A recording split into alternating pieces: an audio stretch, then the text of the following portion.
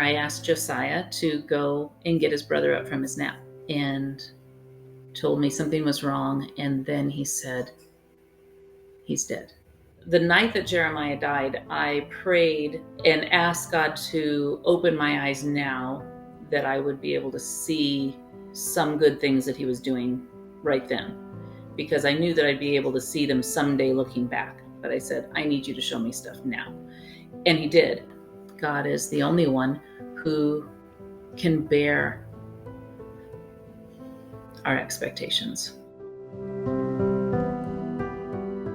We are afraid of losing a child. Mothers who are leaving the hospital with their newborn, and sudden infant death syndrome is in the back of their mind, and they think, oh no, that can't happen to us. That doesn't happen anymore. We're fine.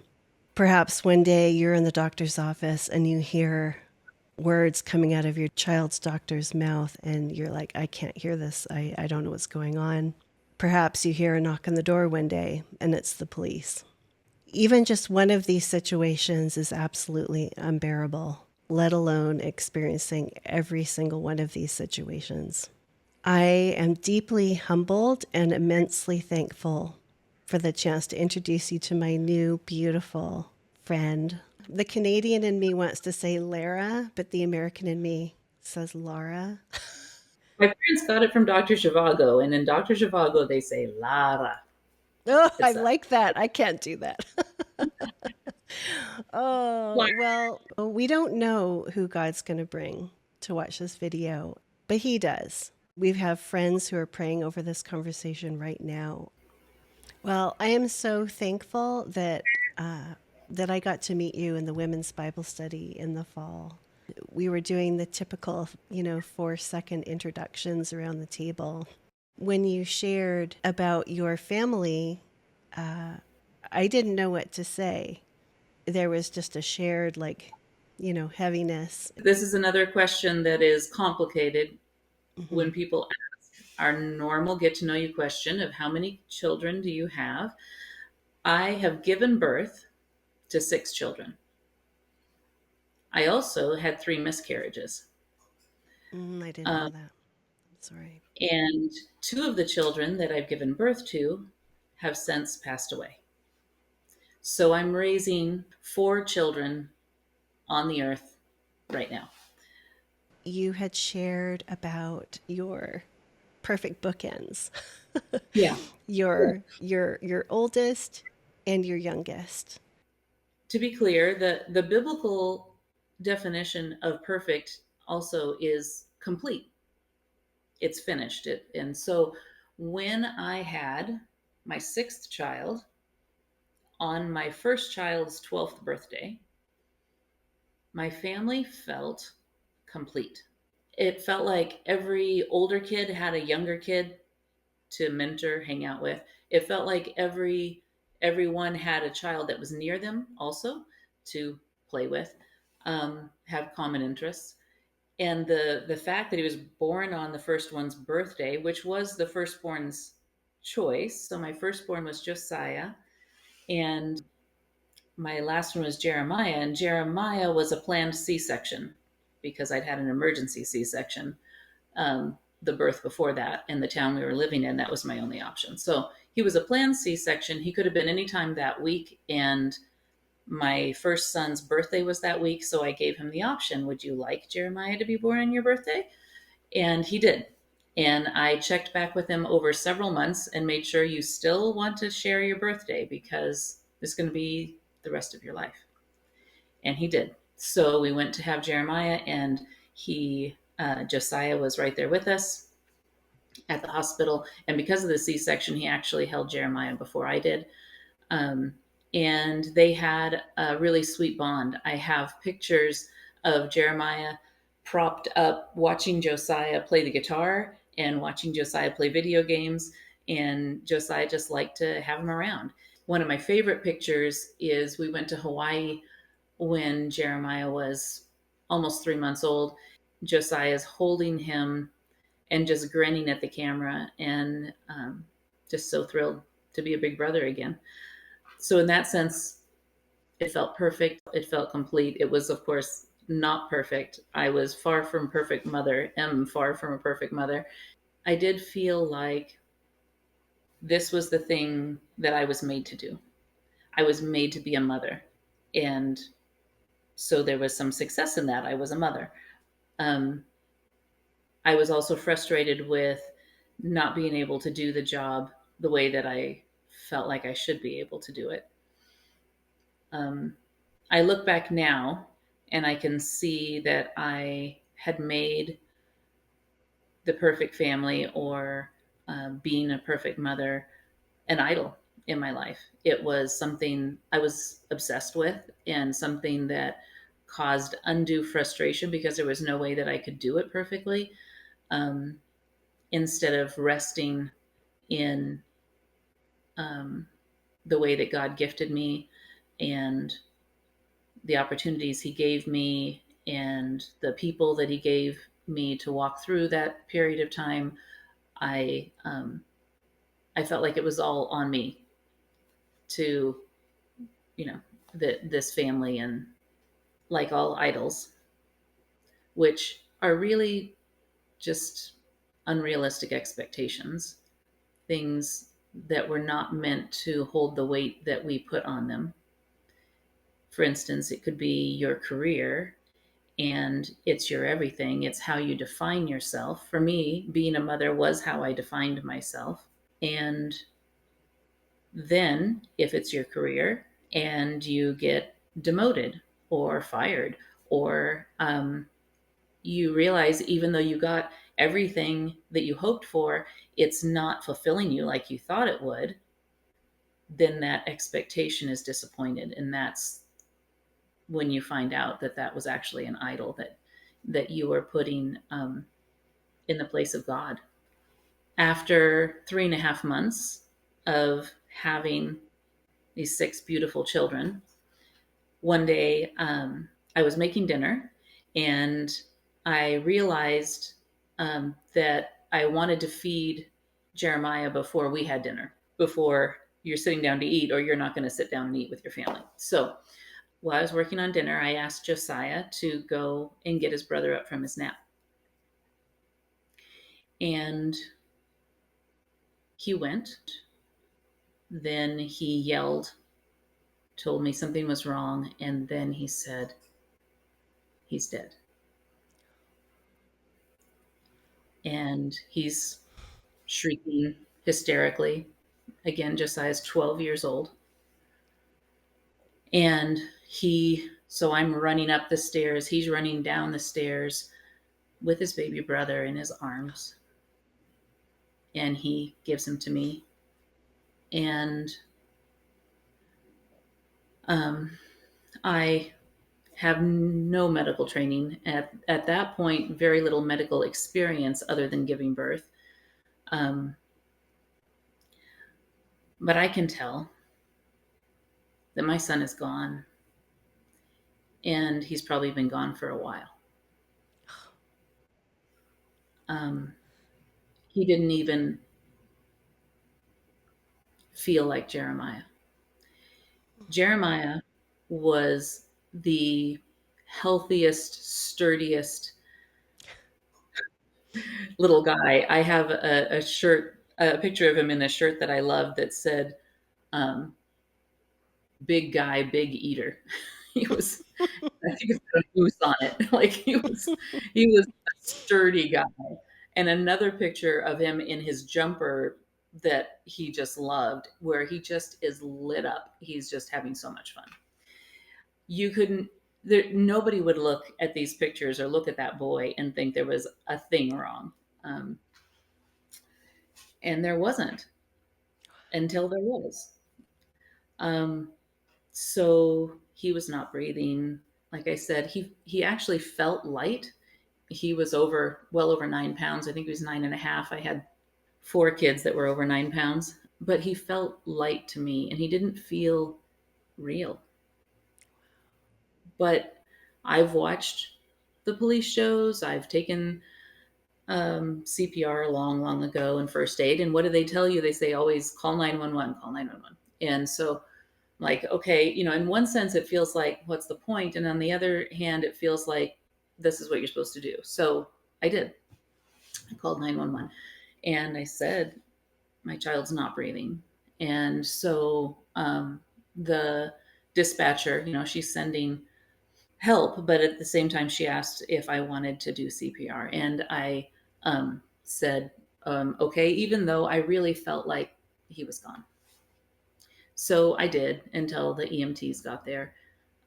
Unfortunately, to do CPR, you have to have them on a firm surface, and he was in my hands. So Mm. she told me to lay him on the floor, um, which is a painful part of the story because he had left us in his bed. Then they told me to put him on the floor, and then the EMTs arrived and the police, because when a child, maybe anybody, dies at home, the home then becomes a crime scene. At that point, um, I wasn't allowed to pick him up from the floor, even though I was the one who put him there. Oh, that's so Um, so that was really difficult. So they came, they did CPR for a few minutes, but then they were like, "No, he's gone." And at that point, I had to lay on the floor and weep over my baby while a policeman watched me sitting on the sofa next to me because I wasn't allowed to pick him up. Part of me also really did not want his siblings to have that image in their mind as the last time they saw their baby brother. So um, I asked if I could cover him up, and they said yeah. So then I put a blanket over him. Meanwhile, Josiah, again, 12 years old, as soon as I took Jeremiah, and then I'm calling the police, and I did tell Josiah to go next door and tell my mother. At that point, she was living half the year next door to us and half the year down here in Phoenix. And then I was kind of just completely focused on Jeremiah, not really knowing what's happening. Um, and then I found out later that the next thing that Josiah did is he took his siblings. So he's 12 at that point. Jacob was 10. Lillian was 8. And Joshua was 6. Linnea was just about to turn 2. And she was already next door with my mom. He took his 3 other siblings upstairs and they knelt down and prayed for their brother. And that's who Josiah was at 12 years old. So my mom had to call my husband and tell him to come home. So at that point, my husband was teaching at the university and most of his classes were in the evening. So he had left in the afternoon and was going to be teaching classes and not get home till like 10:30 at night. My mom had to call him. He was just about to go into class, and she said she didn't know. I think she was still next door. She hadn't even come over yet, and she said, "Something's wrong with Jeremiah. You need to come home." And my husband put a sign on the door of the classroom and left. He got halfway home, and he was getting ready to pass the hospital, and he thought, maybe he's in an ambulance. Maybe I should just go to the hospital. And so he called my mom and said, should I go to the hospital? And she said, no, just come home. He knew that Jeremiah was gone. And he came home. I was on the floor weeping over Jeremiah. And he called friends and our pastor, and the EMTs left. The police were there, and they had to investigate our home like a crime scene.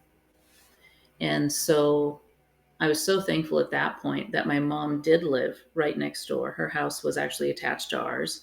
And so we all went over there, and then they were able to do what they needed to do, and we didn't have to sit there in it.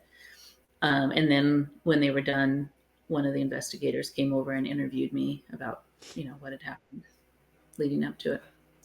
That's the facts of what happened that night. But there were other things already that were happening that were incredible. Our pastor at the time was out of town. He was fairly new to us. We didn't really have a deep relationship with him anyway, but he was out of town, and so our associate pastor came over, and right the same hour that Jeremiah died, another man in our church also died, who had Oh, a wow. large family in the church. And so this associate pastor now is torn between our family, who she knows really well because she was in charge of children's ministries and all my kids were in children's ministries, and this other family that she also needs to go to. Um, at the same time, at our house, my husband had called our dear friend who was our former pastor, who had worked with this associate pastor before he left our church. And that man, who we'd had a long, deep friendship with, um, he was literally in town for no other reason than to watch his foundation harden over the next 4 days. He had poured a foundation the day before. The rest of his family, who we all loved, had gone back up to Anchorage. They were in the process of moving back down to Juneau, which is where this was. And so they were building this house. The rest of the family went back to Anchorage to pack up. He had nothing to do that week except watch his foundation harden. This associate pastor had to go to this other family. She prayed with us. Steve was there, who's this friend who was our pastor. And then she was able to like hand us over to Steve and go take care of this other family.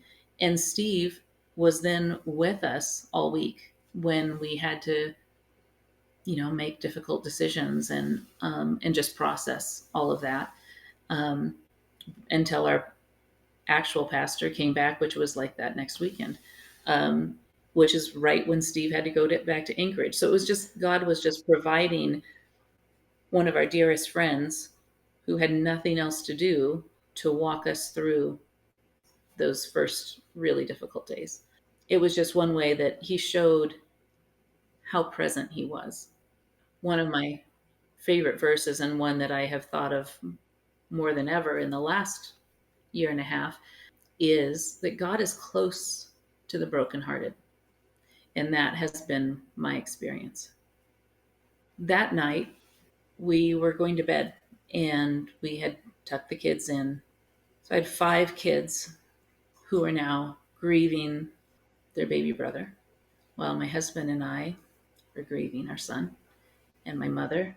And there's just no manual, there's no instructions on how to do that, but you're kind of feeling your way through.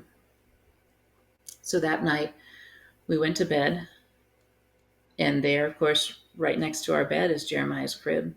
I think it was called a co-sleeper, where it's right next to your bed and you can easily reach over because I always nursed him, and then you can put him back and have a little space, which I loved. But you're going to bed and the crib's still sitting there, and Tony, my husband, asked if I wanted him to put it away, and I said yeah, and so he took it out. I was laying there trying to go to sleep, talking to God. I said, God, I have been walking with you long enough, through enough things, that I know in 20 years I'm going to look back and see all these things that you did, the good that you brought out of this very hard day. But I need you to show me things now. Show me some things that let me know that you are near and that you're at work now, because I don't know how to do this.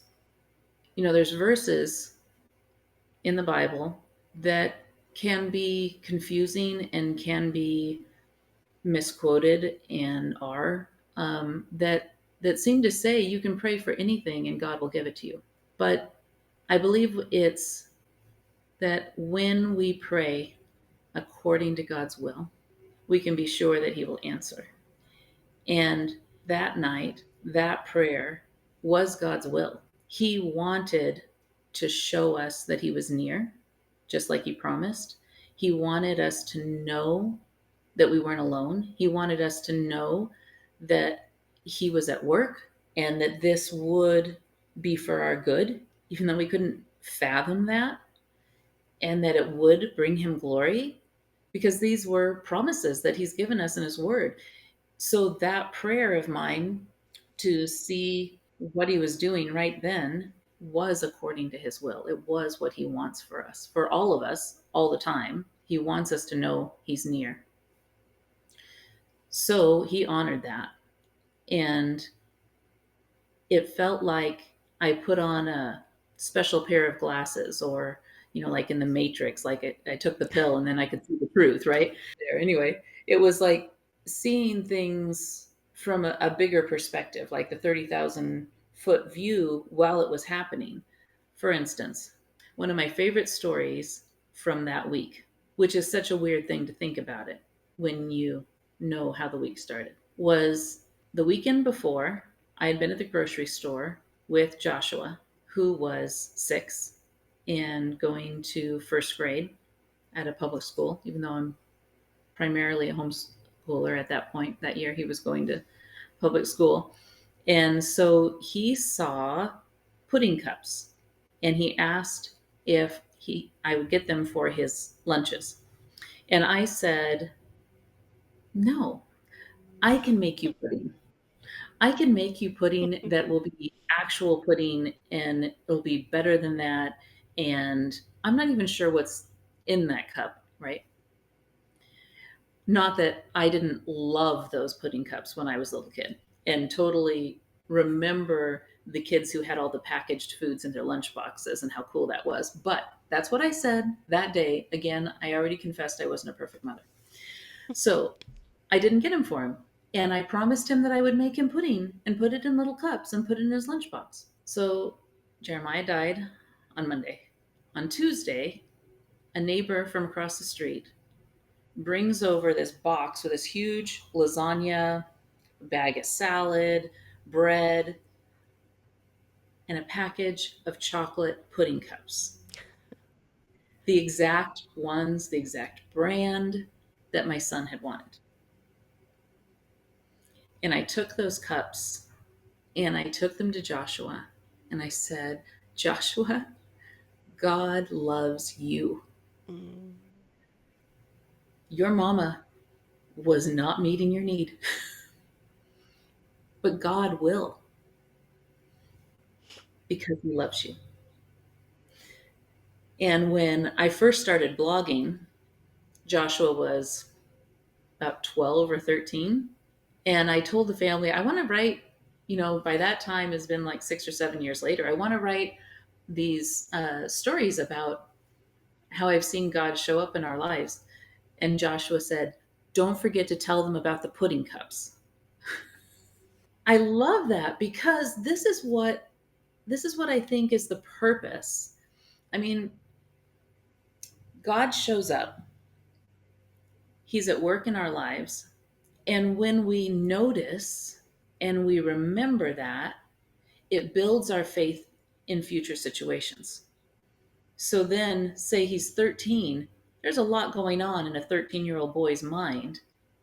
But what has also been cemented there is the fact that God loves him, and in such a practical way, to give him something that he really, really wanted. Did he need pudding? No. He really wanted it, and God honored that and gave it to him at a time when he was hurting. And I feel like that's such a good example of why God sometimes shows up really dramatically. Now, I believe that God is at work in us and around us all the time, but we don't always notice. And even when we do, we forget, right? We can look at the Old Testament and we can go, those Israelites, how could they forget that God did all these dramatic things for them? But we do it and we forget within a year, not within generations. Like, why didn't they remember that 400 years ago God did this for them? Well, we forget what God did last week, right? So when we don't, when we hold on to those things, by writing them down, by retelling them, because just by retelling what God has done, it makes those things go deeper, which is why God told the Israelites to have these feasts where they were telling these stories over and over again to help them remember. When we tell our stories, it cements them in a more permanent way to help us remember that God is present and that he's at work, so that then when we go through the next thing, because there'll be a next thing, we remember sooner that God is present and at work. So something I mentioned that Linnea was about to turn two. She was going to turn two just 6 days after her little brother died. Would we have felt like having a celebration? Probably not. Maybe we would have been like, "Oh, she's two. She doesn't even know. We'll do it next month, right?" And I'm not even saying that that would be a wrong way to handle it, you know. But my mother, who usually spent 6 months in Juneau with us, was leaving early that year so that she could go on a trip to Europe with a friend of hers. They had this river cruise booked, and so she was leaving early. So because she was leaving early, we had Linnea's birthday party early. So we'd had it the weekend before. We'd had this sweet celebration, you know, focused on her in a way that I don't know how long afterwards we would have been able to do that if we hadn't. And then my mother, who's done a lot of traveling, that was the first time that she had ever bought travel insurance. And so she was able to cancel that cruise and get all of her money back. And then she and her friend were able to rebook it in the spring, and actually found out then not only is the spring a nicer time to do that particular trip, but they were able to add excursions on either end. So it turned into an even more amazing trip than they first had planned. And I think that too is such a beautiful example of the way God arranges things. Like if God's your travel agent, you're going to get the extra excursions, right? Like it's just like extra ways to show up and show you that he cares about little things and he loves you and he wants to bless his children just like we want to give good gifts to our children, right? That's what Jesus said. If your son asked you for bread, would you give him a snake? Well, no. In the same way, God wants to give generously to us. I am not saying that you're going to be, always happy, healthy, and wealthy and all of that, right? Because that has not been our experience. We are neither wealthy and we've gone through some big health things. So I'm not saying that. What I'm saying is God shows up generously in ways that bless us personally. Something that I loved seeing after Jeremiah died was the way that the church functioned the way it was supposed to function. I've been part of the church my whole life, and we don't always do that. We, as the church, don't always function the way that God designed us to. But in the weeks following Jeremiah's death, I saw the bread bakers bring bread. I saw the casserole makers bring casseroles. I saw the money people giving money. I saw the gardener bringing a tree. I saw the Sunday school teacher taking my children for a day of fun away from this house of mourning. The prayers were praying, the huggers were hugging, and all of it combined to be the hands of God carrying us through this time. There was one day when Tony and I think we were just walking from mom's house to our house. We were out in front of our house for some reason. This car pulls up, and this dear woman from our church, who I wouldn't even say was a close friend, she was, and the next generation. She was someone I enjoyed talking to. She wasn't someone I would necessarily go on a coffee date with. But she was somebody that I knew cared about my family. She pulled up in front of our house. She got out of her car and she was weeping. And she walked over to us and she put her arms around both of us weeping. She turned around, got back in her car, and drove away, weeping. Now, before Jeremiah, Tony and I would both say that we were not good with death or grieving. We didn't know what to say. We didn't know what to do. And we were so afraid of doing or saying the wrong thing. We tended to just not do anything, to not make contact, to wait until some appropriate amount of time has passed, and then we'll try to express our condolences. I don't think we are that unusual in that. I certainly would have thought if somebody had said, just go to their house, cry with them, and leave, I would have thought, well, that wouldn't be helpful.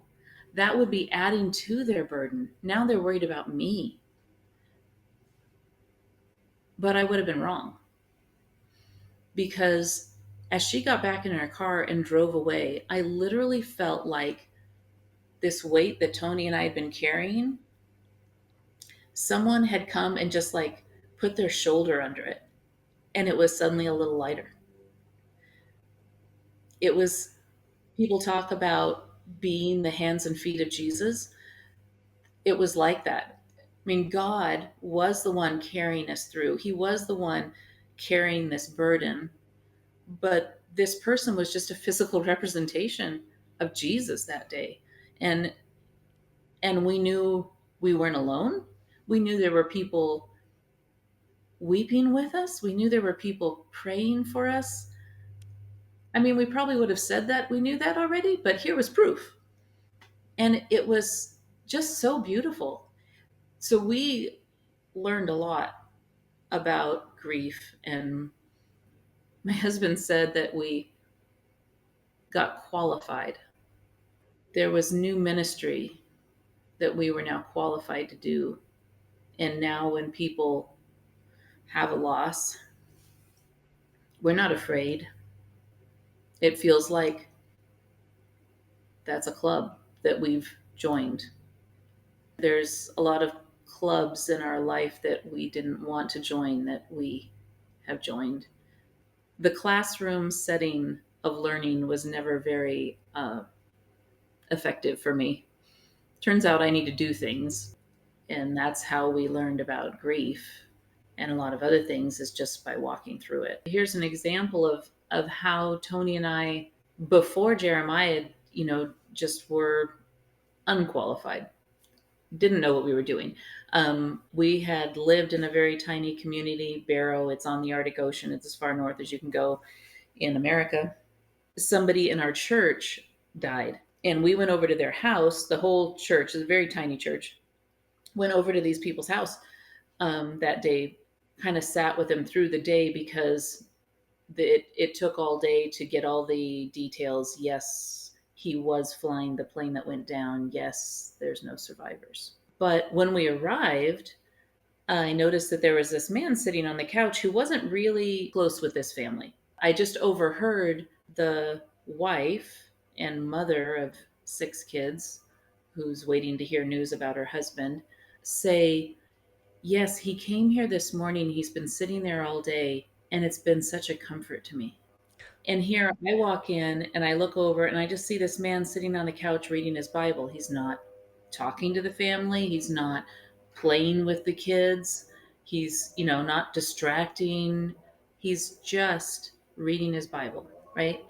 And that was a time too where I was like, huh, is that helpful? But here she said, it's been such a comfort to me. And it wasn't something that I really got at the time. I'm like, if you say so. I didn't get it. But then when Jeremiah died, I could totally have seen that. The closest to that for me would have been this young mom who came and cleaned my bathrooms. She cleaned my toilets, right? We had 2.5 baths, so 3 toilets. And I didn't really know her very well. She was part of this young mom's Bible study at our church. And I felt like at that point I was not a young mom, because my oldest was 12. They were all having their, first and second babies. But because Jeremiah was a baby, this death really hit them hard. They all had babies, right? And so um, she came and just asked if she could clean my bathrooms. And when I got to know her better later and we talked about it, she said, "You know, what I wanted to do is I wanted to just come to your house and pray. But I thought that would be kind of awkward because we didn't really know each other very well. So I thought, I'll come and offer to clean your bathrooms and then I can pray while I'm doing it." That's And beautiful.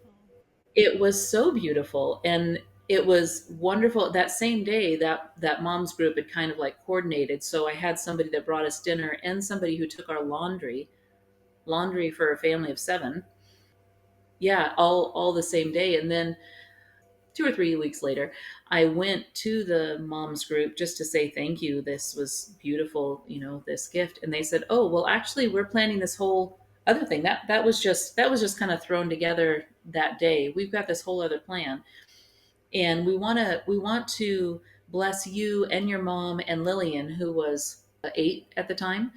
We'd like to give you guys makeovers, and one of our members is a hairdresser and another one is a makeup artist, and we'd like to do that and do your nails um, and all this." And I'm like, "Okay, well, okay, if you want to. My birthday is coming up." So I was actually turning 40.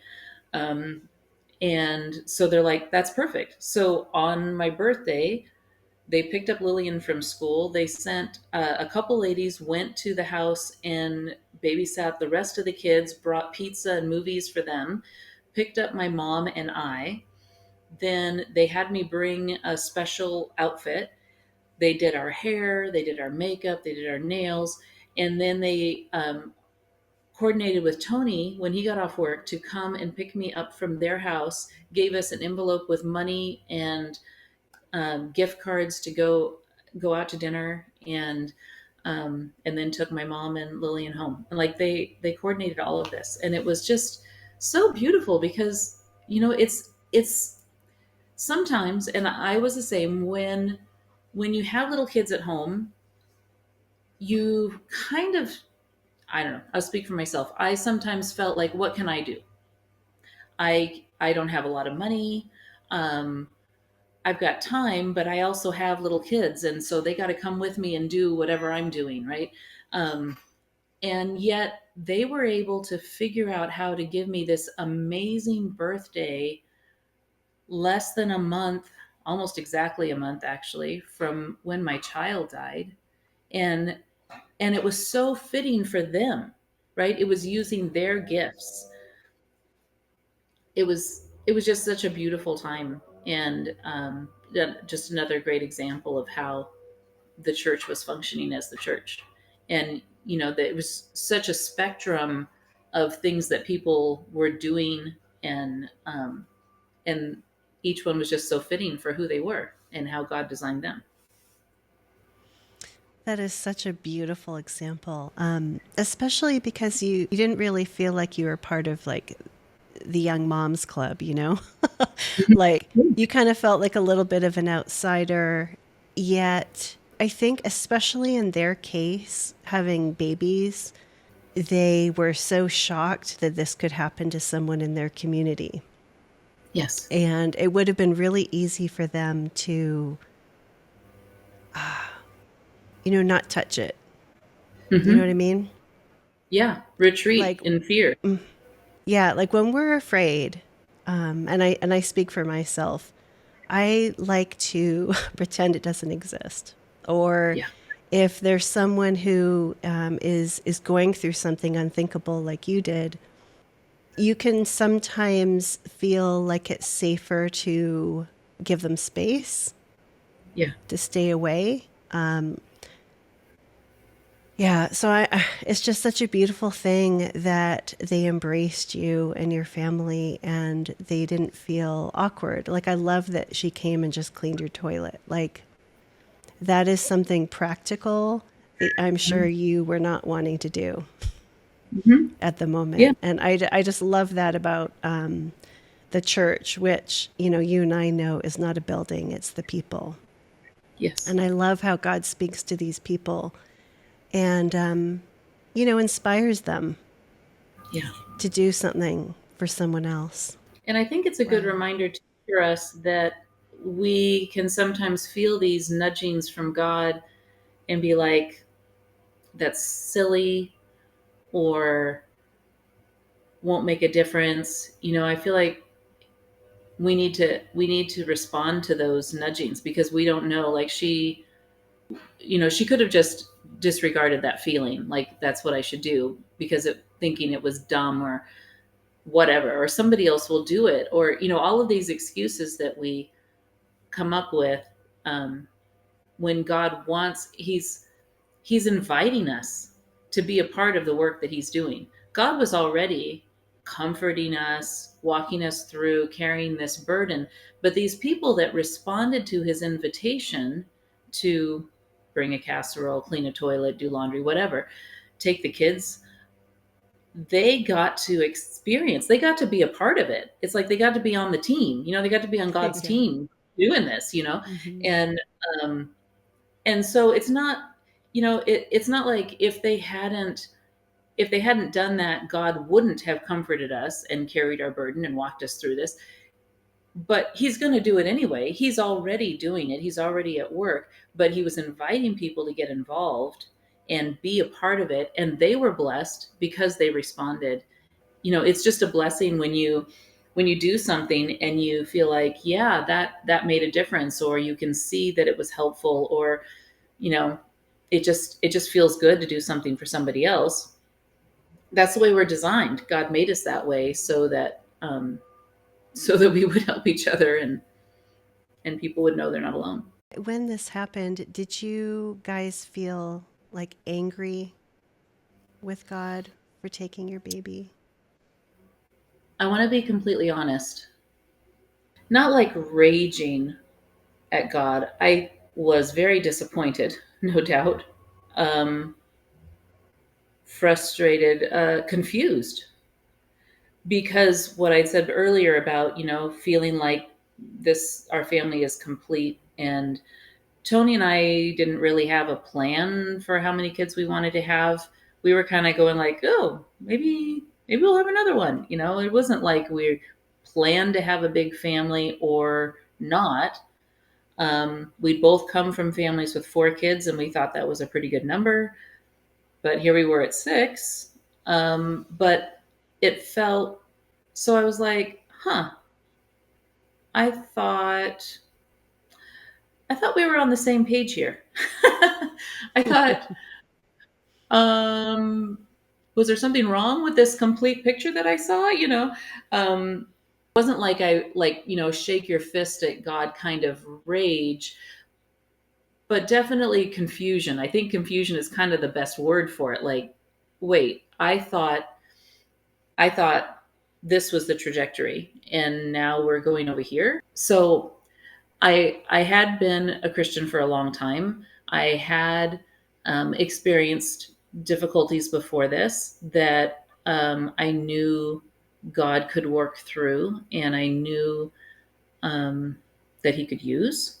So I didn't doubt those things. So this was literally um, something that I said. I remember saying this the week Jeremiah died. When you have little kids, they're going to say and they're going to ask things that everybody else is thinking but aren't going to say, right? So of course my children asked why did this happen, but they're not asking God, they're asking me, right? Because I'm supposed to have all the answers. And this is what I said. I don't know why, but this is what I do know, and this is what I'm holding on to, and this is what I'm focusing on. I know that God is good. I know that He has good plans for us. I know that He is at work in our lives, in our world. He's here with us. And those things that I know help me accept the things that I don't know. Be okay with not knowing. Did that make it feel okay that I didn't have my son? No. but it made it okay that I didn't understand why, because I knew God was present, that He was showing up faithfully in all those things that I listed, and also in things like just conversations with my kids where I felt like, thank you, God, that totally came from you. I didn't have those words when I went into that conversation. Yeah, the things that I knew helped me with the things that I didn't know. That's what I would tell people. When we get to heaven, I think we'll look back with perfect understanding at our lives. And the book club I'm in, we recently read The Great Divorce, and C.S. Lewis is talking about this part where someone who's in heaven is talking to someone who's not. He says something about, like, when you get here and you look back, you're going to see heaven's light shining over your whole life. So I took that as, you're going to see everywhere that God was at work, and you're going to see with perfect understanding all of the things that other people did to you, right? You're going to understand what was behind that in ways that we can't now. We can, it helps if somebody hurts you and you find out, well, they were hurt horribly, right? It does help us somewhat. But then we're going to have perfect understanding of all of the factors that impacted us while we were here. I love the analogy of the tapestry. Have you heard that one? How Mm-hmm. the front of the tapestry is this beautiful masterpiece, but on the back is just this mess. Mm-hmm. Just tangles and knots and chaos. And, that's Yeah. our life, right? And I Mm-hmm. think it's really easy for us to want to blame God. Yeah. Is he mad at us? Did we do something wrong? We live in a fallen world, right? Mm-hmm. He didn't want this for us. Yeah. But when we say God took Jeremiah, it wasn't that he was taking him from you. Mm-hmm. He was taking him out of compassion, like he's got him. Yeah. When we say we lose a child, he's not lost, right? Right. You know Absolutely. exactly where he is. Yep. And when I had my first miscarriage, I called and talked to a girlfriend, and it was really wonderful. I didn't live where she lived anymore, and so she couldn't just give me a hug, and we couldn't just hang out. So first, she just wept with me, which was a relief. My husband was out of town at the time, which is when things happen. So she cried with me for a while, and then she said, well, at least you know where that one is. And I was like, yeah, yeah, because there's no guarantee that our other children will choose to be in a relationship with God. But there, right at the beginning of my childbearing years, I knew that I had one there. Because Jeremiah was in heaven, and I knew this, if people have lost a child and they don't know that, I'd encourage them to read the story of David and Bathsheba. We always think, oh, David and Bathsheba, right? And we think of just how they got together, like the beginning of their story, right? One of my favorite parts of David's story, which isn't something we automatically think of when we think of David and Goliath and David and Bathsheba and, the mighty king and all this, is actually their child died. And while he was sick, David fasted and mourned and prayed and asked God to save his child. And then the child died. And David got up and washed his face and put on clean garments and ate. And his servants were all confused. You were mourning before the child died, and now that the child's died, is everything fine, right? And David said, my son won't return to me, but I will go to him. Mm. And I just loved that because he knew where his son was. Stephen Curtis Chapman, a lot of people know that he's a very big Christian artist, has been for a very long time, had a child die. I heard him say one time that he thought about heaven a whole lot more once one of his children went to live there. And that has been so true for me too. It's the more pieces of my heart go there, the more it feels like another home, kind of the way Phoenix feels like another home, even though I think of Alaska as my home. A big part of my heart is already in heaven. We will be together. Yeah. When we say we lost a child, we didn't lose a child. Boy, did I struggle with how to say that Jeremiah died. For the first year, I wouldn't even use that word. I couldn't stand to say that he died because I knew that he was alive. So I really struggled with how to talk about him. So I would say lost, but then that didn't feel right because he wasn't No. lost, but he wasn't with me. And just sometimes I would say he graduated. That felt like, a moving on. He got to move on. Jeremiah was only with us for 3 months and 12 days. But during that time, he got to go to Hawaii.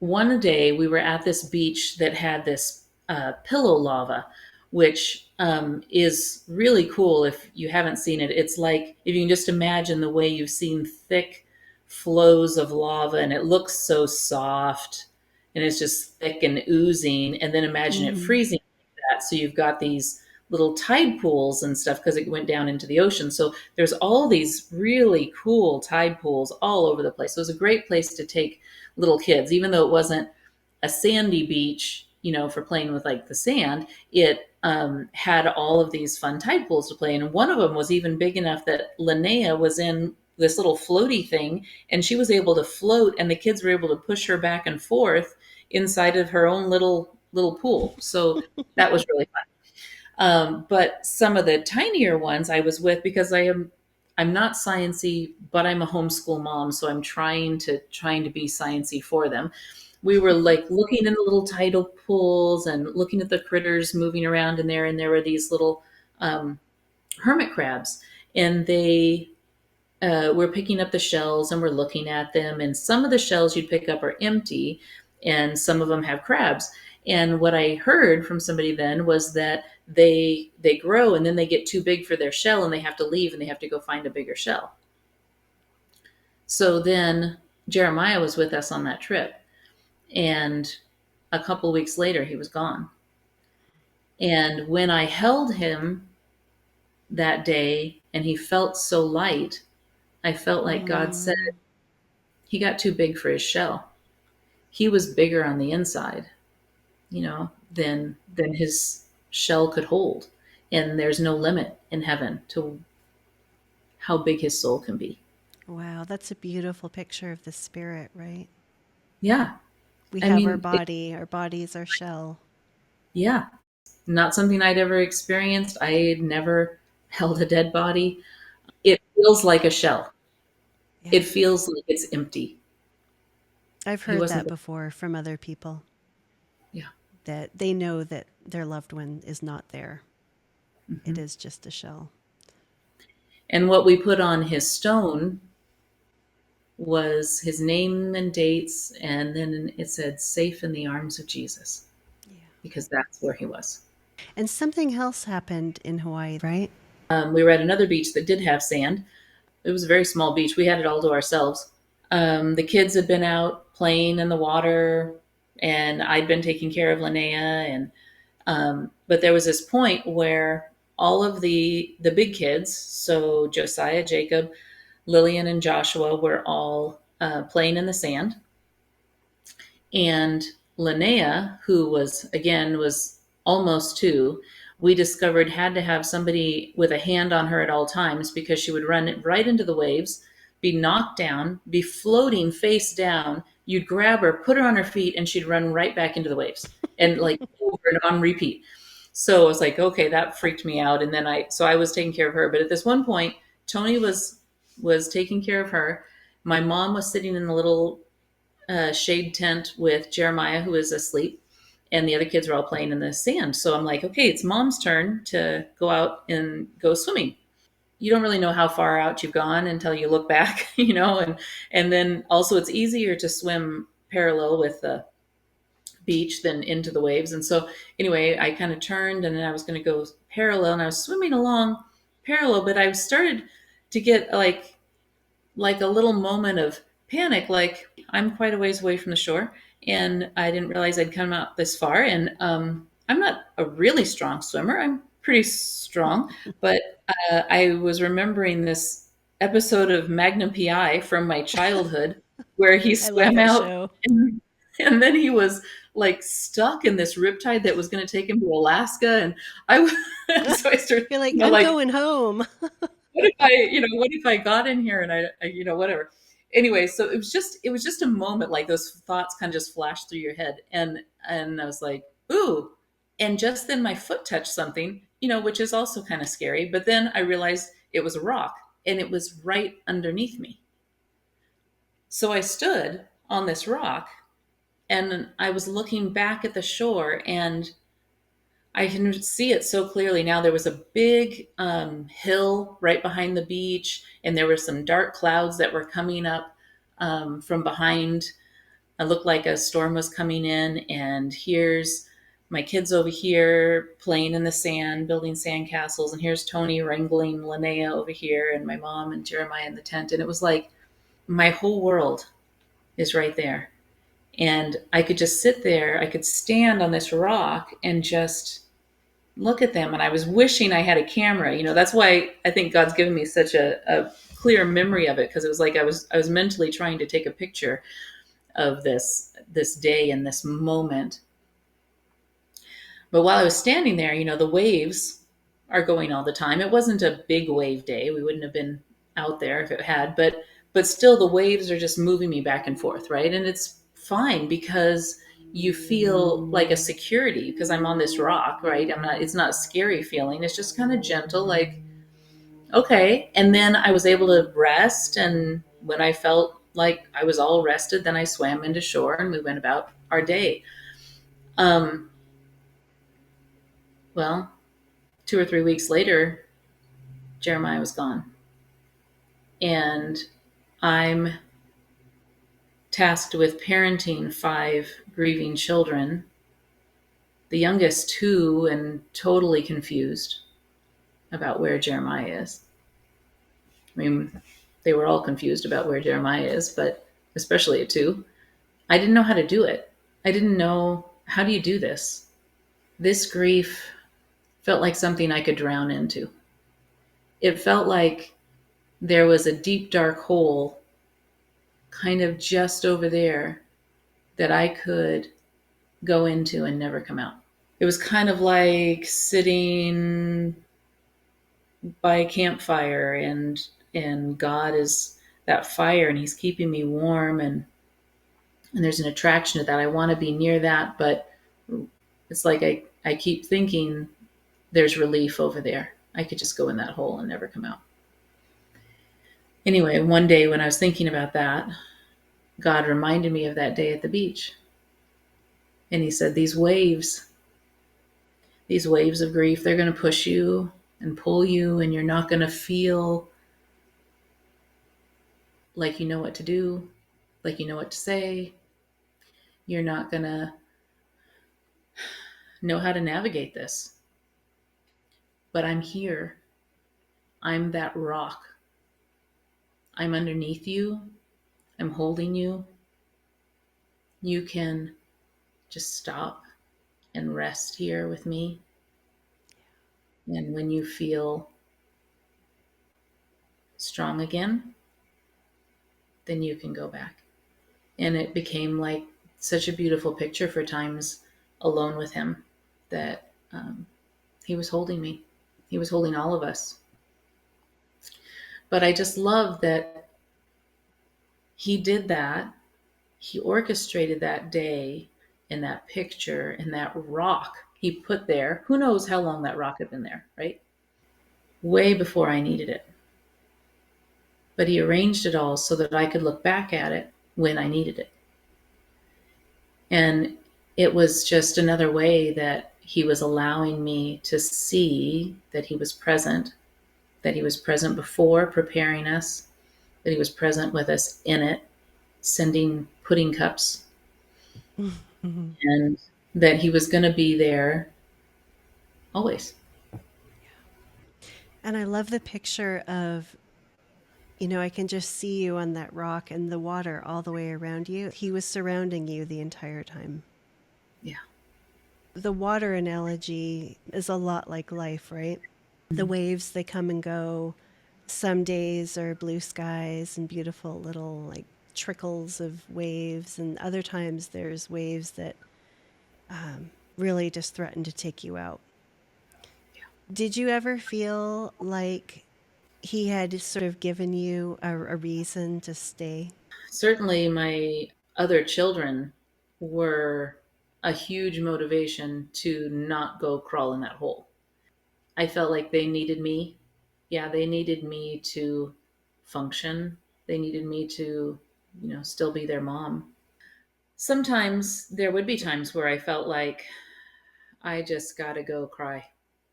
And so I would just go in my room or the bathroom, and have a few minutes with God. And I remember one night, especially, that was, it felt like the first night that kind of felt normal, like we're getting back into a sort of a normal routine. I'd fixed this dinner that I fixed a lot for my children back then. Don't judge me. Dinosaur chicken nuggets and macaroni and cheese and carrot sticks. So I felt better about We know it. those well. And so I had set them all up actually on our couch and our love seat in the family room with their little trays, and with their set up the TV so they could watch a movie. I didn't really think anything except I was thinking, okay, okay, this feels normal. Like we're getting through. There's some comfort in getting back to a routine, even though, for a while you can't have a routine. You have to just deal with whatever's happening that day, and that's fine too. But when you can start to have those days that feel normal, there's a comfort there, right? So they sit down, I put in one of their favorite movies, and did not think about how the Prince of Egypt begins. Oh, And this mother is mm. putting her baby in the basket and saying goodbye. Oh my gosh. Oh, wow. And it hit me so fresh, like it had just happened. It had probably been, like I said, 2 or 3 weeks at that point. Um, and I was just like backed out of the room because I didn't want to make a big deal. The kids are, Yeah. just backed out, and just went upstairs and just collapsed on my bed, and I was just weeping. And um, I remember my mother noticed that I was gone, and came upstairs, and she had actually lost a baby also, um, before I was born. I'm the youngest after a big gap, but during that gap, she'd had a baby that had died at 7 days old because he had a heart defect that they didn't know about until after he was gone. So I had always had ultrasounds and made sure that they looked really carefully at the heart so that we would know, because it's the kind of thing that today they could have fixed if they'd known about it, Right, but at that right. time they didn't have ultrasound and they didn't know until he was gone.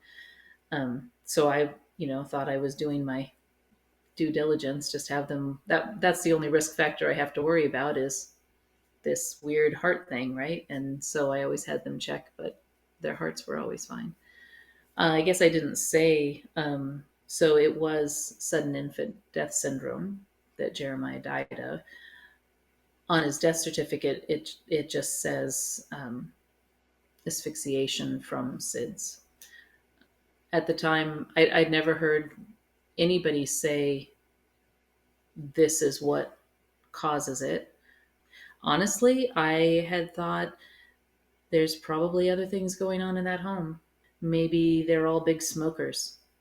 Maybe there's some sort of abuse going on that was undetected, or, I just like, a baby doesn't just die.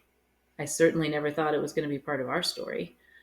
I'd never known anybody that it had happened to. It had always just been something, in the news. I read an article just a few years ago now that they think that they've found a gene some babies to sleep really heavily, and that's why they just stopped breathing because they were sleeping so heavily, they think. Mm. Because he was a very heavy sleeper. Like I said, that day he was taking a nap, and I asked Josiah to go get him. It wasn't unusual for us to have to wake him up from his nap. Makes sense to me if that is what's going on. But um, yeah, it's just one of those things that you don't think that will ever be something that you need to know very much about. Our pastor friend who was with us that week, his wife Janet is a dear friend, and she actually had another friend whose son um, died laying on her chest. Like they were Mm. both, and she woke up and he was gone. And it's a weird thing, but for me, that was a comfort to hear because it was like, even literally in our arms, that wasn't something that could be prevented. So this may not be a comfort to some, but the Bible says that all of my days are written in a book. That's right. God knows exactly how long my life's going to be. He knew exactly how long Jeremiah's life was going to be. He was not surprised that day. Um, this pastor friend, Steve, prayed with us that night, and something that he said kind of bothered me at first. It was like, I got to think about that. I don't know. It just didn't sit right. He said, as he's praying, that God was the first one to cry that night. Mm. And it kind of, it just kind of jangled me like, God crying. Oh, well, do we see that in the Bible? Yes, we do. Yeah. We see God mourning over his children when they're disobedient. We see Jesus mourning, weeping with people who are weeping. And so the idea of God crying shouldn't be so shocking, but that he did it first because he knew what we were going to be experiencing Right. before we did. And I even I'd forgotten about this till just this minute, but he also, another kind of a picture that he gave me reflecting on that first week was because Jeremiah was my sixth child. There had been many times where I'd taken a child into the doctor's office where I and the doctor and the nurses, everyone else besides the child knows there's a needle coming. The Bible also says that we're surrounded by a cloud of witnesses. Mm. And I think I think there's angelic forces, but I also think it's people that have gone before us that are watching over our lives. I don't know how much, interaction they have, but they're cheering for us, and maybe that just means angelic hosts, and I'm fine with that too. I don't have a strict theology on that, what that's saying, but there are beings that are witnessing our life. And so God gave me this picture of like our family in our house that day, going about our normal life. Mm. They all knew what was coming before we did. And it may seem, maybe this wouldn't be a comfort to somebody else. To me, it was a comfort because when I take my child in for a checkup and immunization, I'm doing it because I think that that's for their good, right? And for me, I'm not going to get into immunizations, but it's my belief, right, that the reason why I've got them there is for their good. Well, I have imperfect understanding, but God understands perfectly, and He knows that what's about to happen is for my good, but He also knows that it's going to hurt,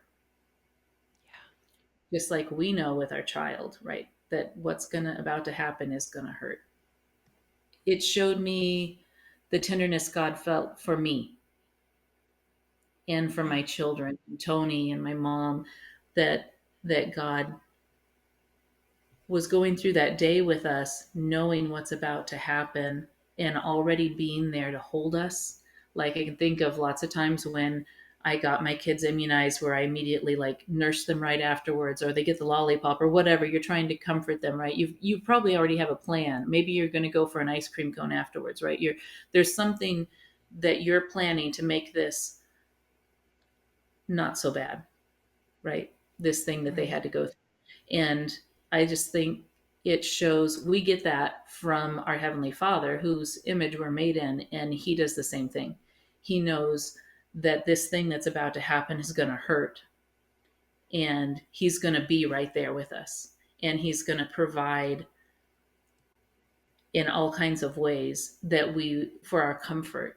You know, the Bible calls Him the God of all comfort, and I love that He calls Himself that, right? Um, because that's what we need, don't we? We Right. all And do. that's the And Holy Spirit, right? He's our yeah, it's comforter, counselor. yeah, yeah. He's Oh, right that's so here, good. an ever-present help in times of trouble. You have such a gift for expression and writing. You have a beautiful blog. So, where can people connect with you? Well, I love to tell stories about the faithfulness of God, and I love to share how He's been faithful to me. So I named my website greatisyourfaithfulness.com. For any viewers who are watching this video, thank you for spending time with us. Please leave your prayer requests down in the comments, and we would be honored to pray for you. For more inspirational stories like this, please do the YouTube thing and, hit notifications and subscribe. And we'll have more stories of how God's working in people's lives and the highs and the lows. Thank you for being with us today. Thank you, Laura. Yeah, You're for so sure. loved.